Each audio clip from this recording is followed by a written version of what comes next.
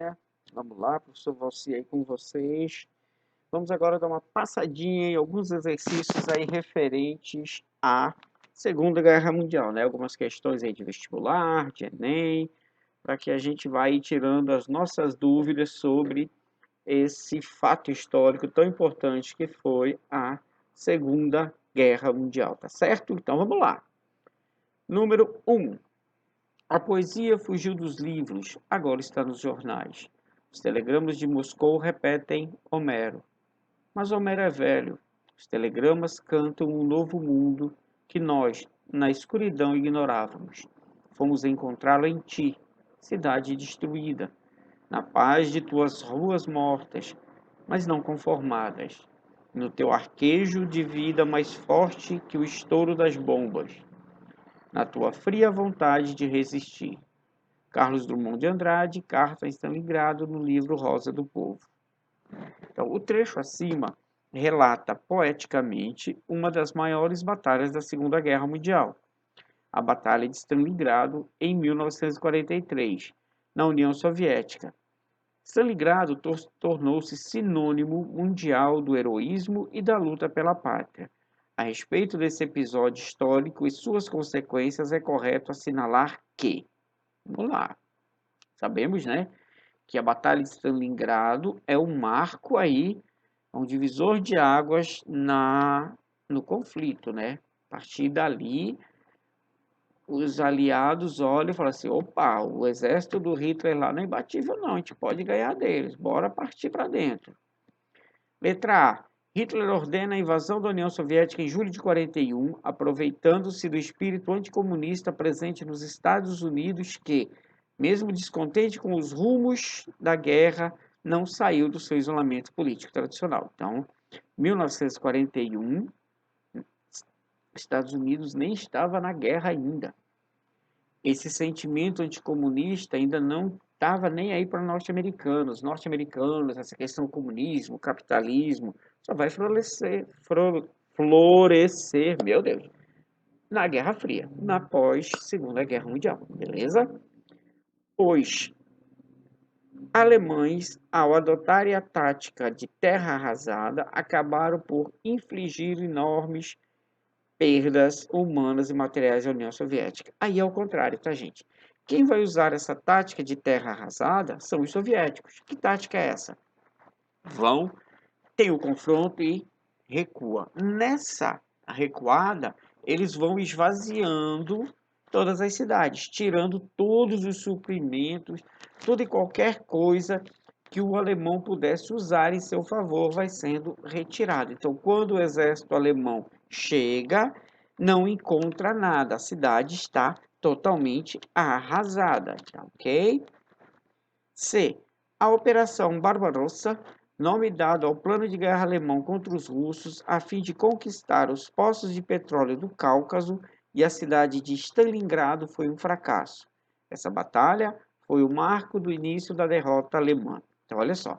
Sabemos o nome da batalha, da operação, pouco divulgada, mas nós sabemos que a Batalha de Stalingrado foi um fracasso. Os alemães perderam. E nós sabemos que ela foi o marco da derrota alemã. Certo? Então, a resposta certa aqui é letra C. Mesmo que você nunca tenha ouvido falar na Operação Barbarossa, mesmo que você não saiba que o intuito, ou pelo menos a desculpa inicial, era conquistar poços de petróleo. Mas você sabe que a Batalha de Stalingrado foi um fracasso porque os alemães perderam. E você sabe que ela é o início da reviravolta dos aliados na Segunda Guerra. Ok? E aqui a gente vai eliminar. Os soviéticos tiveram ajuda expressiva norte-americana? Não. Os norte-americanos, como eu já disse, não estavam efetivamente ainda. E quando eles entram lá no Oriente. A primeira guerra deles é contra o Japão. Foram utilizados na Batalha de Stalingrado novas armas sobre os soviéticos que garantiu rápido avanço das tropas nazistas. Não, as tropas nazistas não avançaram rapidamente e não conseguiram vencer. Vamos nós.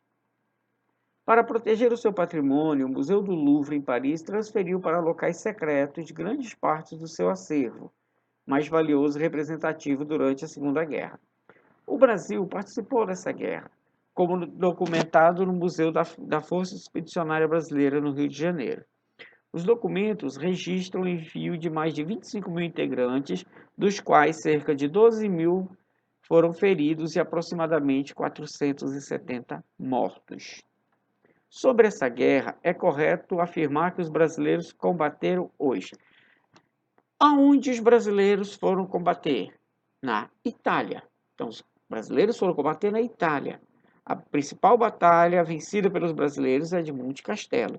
Se o brasileiro foi combater na Itália, quais era o regime que os brasileiros estavam combatendo? Qual era o regime político italiano? Fascista. Então, essa não tem como errar. Sobre essa guerra, é correto afirmar que os brasileiros combateram hoje. Os brasileiros combateram onde? Na Itália. Com o regime italiano fascista. Fechou. Ok? Fácil, fácil, fácil. Terceira, as condições ideais para o triunfo do nazifascismo foram um Estado com seus mecanismos dirigentes não mais funcionando, uma massa de cidadãos desencantados, desorientados, descontentes, não mais sabendo a quem ser leais, a possibilidade de uma revolução social e movimentos socialistas fortes, mas que não estavam de fato em posição de realizá-la, e uma inclinação do ressentimento nacionalista contra o Tratado de Paz de 1918 a 1920. Sob essas condições, as velhas elites governantes sentiram-se tentadas a aliar-se aos ultrarradicais. Os liberais italianos aliaram-se aos fascistas de Mussolini e os alemães aos nazistas de Hitler. Então, a elite industrial da época, vendo todo o sistema liberal capitalista ruir devido à crise de 29, e vendo movimentos comunistas crescerem bem ali do ladinho na União Soviética, na Rússia, se aliam ao nacionalismo nazifascista. Por quê? Mas antes eu estar alinhado ao nazifascismo e manter meu patrimônio, mesmo sendo controlado por eles, do que eu correr o risco de vir um governo comunista e o Estado tomar tudo que é meu. Então, essa foi a ideia. Então, por isso que essa elite industrial vai se aliar aos regimes nazifascistas. Então, de acordo com o texto e com o contexto ao qual o autor se refere, é correto afirmar que as economias europeias viveram um período de prosperidade após o Tratado de Paz que puseram fim à Primeira Guerra Mundial? Não, eles tiveram até um momento de prosperidade, mas de repente veio uma crise e eles se afundaram. B. Os grupos ultranacionalistas, nazistas e fascistas aliaram-se aos socialistas e comunistas? Isso aqui, gente, jamais, jamais houve essa aliança, pelo contrário. Tá? Principalmente os nazistas, qualquer coisa errada que acontecia lá, que eles podiam culpar os comunistas, eles culpavam. Houve um incidente, né, um incêndio no prédio do Congresso Alemão, tinha um membro do Partido Comunista lá próximo, rapidamente os membros do Partido Nazista botaram a culpa nele e isso foi o início da eliminação do Partido Comunista na Alemanha. Então não tem essa aliança na história. Chamada Grande Depressão foi causada pelo descontentamento da sociedade contra os grupos de ultradireita. Não, a Grande Depressão foi causada pelo problema de excesso de produção, falta de controle da economia pelos governos e a quebra, a falência de muitas indústrias. E começa lá com a crise de 1929. O pleno funcionamento das instituições fortaleceu o nacionalismo alemão e contribuiu para a queda do nazismo. Contrário, né? Vai fortalecer e vai contribuir para a ascensão do nazismo. Então, aquilo ali, lá, a aliança dos industriais e ajudando o fortalecimento dos governos nazifascistas, vai desencadear a Segunda Guerra Mundial e o Holocausto. que estão entre as principais consequências daquele processo descrito aqui. Então, todo esse processo, essa união dos liberais italianos aos nazistas e dos alemães, ou aos fascistas, dos alemães aos nazistas, vai dar força para Hitler. Hitler desencadeia a Segunda Guerra Mundial e dentro da Segunda Guerra Mundial tem o evento do Holocausto, certo? Vamos lá. Quarta. Em 1219, completou-se 80 anos do início da Segunda Guerra Mundial. Acerca dos antecedentes que contribuíram para esse conflito e das ações realizadas durante essa guerra, é correto afirmar que a Operação Barbarossa visava garantir a hegemonia alemã do Canal da Mancha. Não, eles estavam indo nessa operação, partindo lá para o rumo da União Soviética para conquistar áreas de petróleo. Antes do início da guerra, alemães e soviéticos assinaram um pacto de não agressão. Uma das cláusulas desse pacto previa a divisão da Polônia entre a Alemanha e a União Soviética. Perfeito. Então, eles meio que um não queria combater o outro. Então, eles fizeram um pacto, não se suportavam. Tá? Não é uma aliança, tá, gente? É apenas um acordo para que um não empreenda a guerra contra o outro. Tá certo? Quinta. Vamos aqui, um poeminha aqui, uma coisa. Pense nas crianças, mudas, telepáticas. Pense nas meninas, cegas, inexatas. Pense nas mulheres, rotas alteradas. Pense nas feridas, como rosas cálidas. Mas, não se esqueçam da rosa, da rosa, da rosa de Hiroshima. A rosa hereditária, a rosa radioativa, estúpida e inválida. A rosa com cirrose, a antirrosa atômica, sem cor, sem perfume, sem rosa, sem nada. A rosa de Hiroshima, compositores Vinícius de Moraes, Gerson Conrad. Isso é uma música, foi gravada por um grupo do qual fazia parte de Mato Grosso, Secos e Molhados, isso lá na década de 70. Isso é falando a respeito, fazendo alusão sobre as bombas atômicas de Hiroshima. Ok? Na Primeira Guerra Mundial, quando se confrontaram as potências imperialistas europeias, o mundo assistiu com horror o uso da tecnologia bélica de elevado poder destrutivo, desacreditando o discurso no qual se considerava que a Europa possuía uma cultura superior. Com o término da Primeira Guerra, buscou-se um reencantamento do mundo por meio de acordos de paz, logo superados pela Segunda Guerra, culminando com o ataque atômico ao Japão. Após esses episódios, vários outros conditos se disseminaram pelo mundo até a atualidade. Com base nos seus conhecimentos históricos sobre esses conditos, atribua verdadeiro ou falso às afirmativas a seguir. Vamos lá. A utilização de armas químicas foi regulamentada no decorrer da guerra pelo Tratado de Westfália. Isso aqui é falso. Não houve essa regulamentação do uso de armas químicas, tá? Segundo, o projeto de arma nuclear foi desenvolvido nos Estados Unidos por uma equipe de cientistas sob o governo Truman, que autorizou o seu uso. Isso aqui é verdadeiro. No México, o Exército Zapatista de Libertação Nacional, orientado pela doutrina libertária, defendeu o direito dos povos nativos. Isso também é verdadeiro. Eles lutavam contra a dominação, contra a imposição de governos, principalmente aí já da influência norte-americana. O grupo Al-Qaeda de libertação do Afeganistão teve sua organização ideológica fundamentada pelas doutrinas de Gramsci. Não, a Al-Qaeda ela é um grupo que tem a fundamentação nas doutrinas islâmicas. É um grupo radical islâmico, se eu não me engano, deve ter ligação aos xiitas. Geralmente esses grupos mais radicais islâmicos são xiitas. Não tenho certeza. O governo indiano acusa o Paquistão de fomentar grupos separatistas muçulmanos no seu território da Caxemira. Isso é verdade.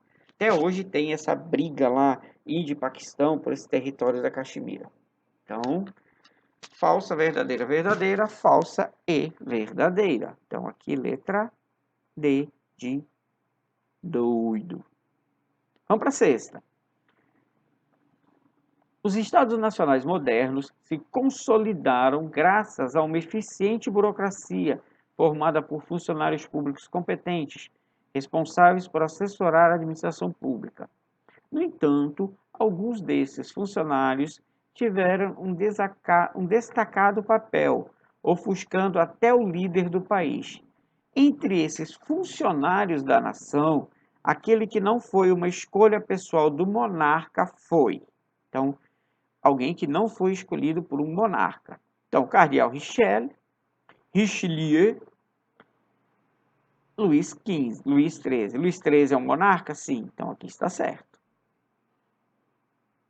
Marquês de Pombal, secretário do rei Dom José. Também está certo.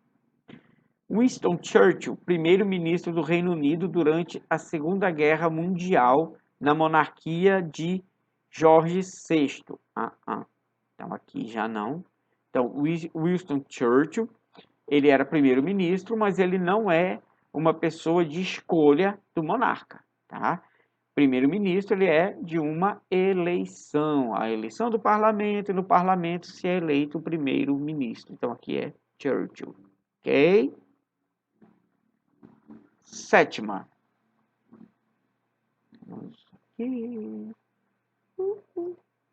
No preâmbulo da Declaração Universal dos Direitos Humanos, lê-se: considerando que o desconhecimento e o desprezo dos direitos do homem conduziram a atos de barbárie que revoltam a consciência da humanidade, e que o advento de um mundo em que os seres humanos sejam livres de falar e de crer, libertos do terror e da miséria, foi proclamado com a mais alta inspiração do homem. Então, vamos lá. A partir dos conhecimentos sobre o contexto histórico dessa declaração, assinale a alternativa que indica os eventos de barbárie que ocorreram, os eventos históricos em que ocorreram os atos de barbárie do século XX antes da publicação deste documento e que tiveram impacto de sua elaboração. Então, quais são os atos de barbárie aí? São, Guerra Civil Russa, 1918. Ok, poderia ser? Poderia. Construção da cortina de ferro. Primeiro que não há uma construção, né? A cortina de ferro, ela é uma linha imaginária. E a cortina de ferro é pós a Declaração dos Direitos Humanos. Primeira Guerra Mundial, podia ser? Sim. Limpeza étnica da Iugoslávia? Não. Guerra Civil dos Estados da Espanha, poderia ser? Sim. Inicia-se lá em 1935. Ataques terroristas da Al-Qaeda? Não, porque aqui já foi 2001. Guerra russo-japonesa? Sim. Os genocídios em Ruanda? Não, porque aí já foi, se eu não me engano, já década de 90 por ali. Então só sobra Segunda Guerra Mundial e Holocausto. O Holocausto é a grande barbárie de tudo, né? O Holocausto é o cúmulo da desumanidade. Oitava, a charge a seguir apresenta uma caricatura que retrata Adolf Hitler e Joseph Stalin. E a pergunta: quanto será que essa lua de mel vai durar? Então, isso aqui é uma caricatura que faz aí alusão ao pacto de não agressão, né? O casamento entre o alemão e o russo. Sabemos que não dura muito, né?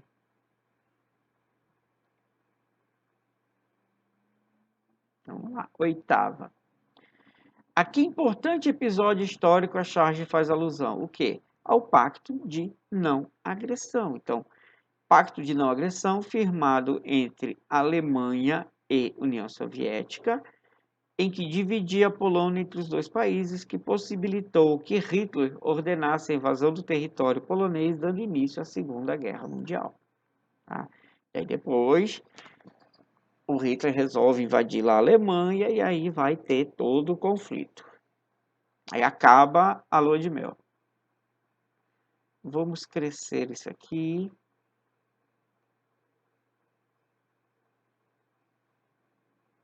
Vamos lá. Observe o gráfico e assinale a alternativa que apresenta uma interpretação correta dos dados. Então, vamos aqui. Então, letra A. Os países vencedores tiveram menos perdas humanas. Vamos para o gráfico. Os países vencedores. Então, olha aqui. Mostra quem mais perdeu. União Soviética. União Soviética está entre os vencedores? Está. Então, aquela ali não é. Então, os países vencedores não tiveram menos perdas humanas. O número de mortes civis foi maior entre os perdedores do que entre os vencedores. Então, vamos lá. Perdedores. Alemanha. Então, a Alemanha teve mais mortes civis ou militares? Então, militares. Está aqui, ó, escurinho. Então, aqui não é verdade também.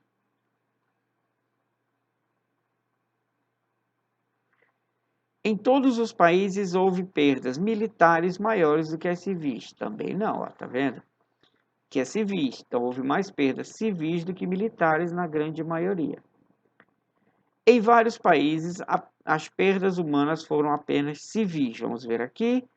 Aqui foi só civil. Aqui na Indochina só civil. Lituânia, Tchecoslováquia, Grécia. Então, aqui está a resposta correta. Em vários países, não houve perdas militares. Por quê? Esses países eram tidos como neutros, então eles não tinham exércitos combatendo. Houve alguns confrontos que acabaram sendo próximos ou dentro de seus territórios e pessoas acabaram morrendo por uma guerra que nem eram delas. 10ª. A primeira bomba japonesa cai às 7h55. A força-tarefa estava estacionada a 370 quilômetros das ilhas do Havaí. 190 aviões haviam partido para a primeira onda de ataques. A segunda foi levada a cabo com outros 170 aviões. Os danos norte-americanos foram pesados, mas nem todos irreparáveis para a Marinha. Foram definitivamente afundados 3 couraçados. Mais perdas sofreram a Força Aérea da Marinha e do Exército. Morreram 2.403 norte-americanos. Então, do que nós estamos falando aí, ó? A primeira bomba japonesa cai às 7h55. Então, é a bomba japonesa, tá, gente? Então, não é o ataque a Hiroshima. Então, nós estamos falando do quê? Ao ataque japonês à base norte-americana de Pearl Harbor. Tá? A maior base norte-americana no Pacífico Sul, precipitando a entrada dos Estados Unidos na Segunda Guerra. Estados Unidos, até nesse momento, até aí, 1941, 1944, não, 1942, Estados Unidos ainda estava de longe, só assistindo. Aí os japoneses tiveram a brilhante ideia de atacar a base norte-americana na visão deles, provavelmente para antepor um ataque norte-americano, não, ataque os norte-americanos antes que os norte-americanos nos ataquem. E aí acaba fazendo com que os Estados Unidos declarem guerra aos japoneses. Aí parte para o ataque aos japoneses e depois parte também para o ataque aos alemães, certo? Vamos só mais uma agora. 11ª, considere a figura abaixo. Vamos ver aqui a figura. Vamos dar uma aumentada.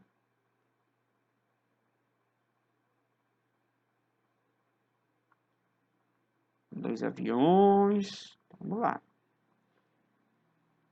Pode-se associar aos bombardeiros que a figura retrata o projeto de expansão da Alemanha nazista baseado na ideia do espaço vital, obstaculizado pela Inglaterra e seus aliados. Pode ser? Pode. Né?